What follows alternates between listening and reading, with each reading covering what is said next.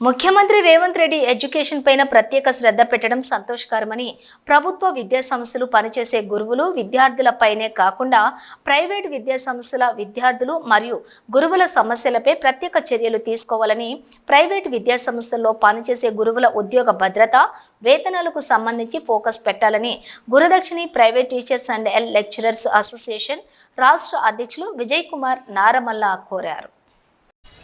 చాలా సంతోషకరం.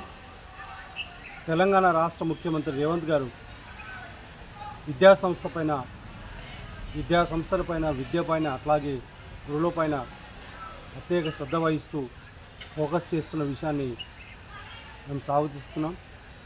ప్రభుత్వ విద్యా సంస్థలే కాకుండా ప్రైవేట్ విద్యా సంస్థల్లో ఉన్నటువంటి విద్యార్థులు అలాగే పనిచేస్తున్నటువంటి గురువులు పాఠశాలలు కావచ్చు, కళాశాలలు కావచ్చు, యూనివర్సిటీస్ కావచ్చు, వాళ్ళ వేతనాలకు సంబంధించి వాళ్ళ ఉద్యోగ భద్రతకు సంబంధించి ముఖ్యమంత్రి గారు ఫోకస్ చేస్తే బాగుంటుందని చెప్పి గురుదక్షిణ తరపున మేము కోరుతా ఉన్నాం.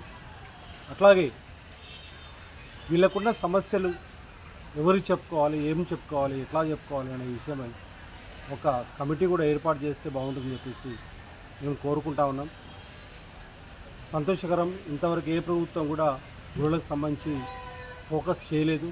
ఇప్పుడు తెలంగాణలోని కాంగ్రెస్ ప్రభుత్వం రేవంత్ రెడ్డి గారు ఫోకస్ చేస్తున్నారు.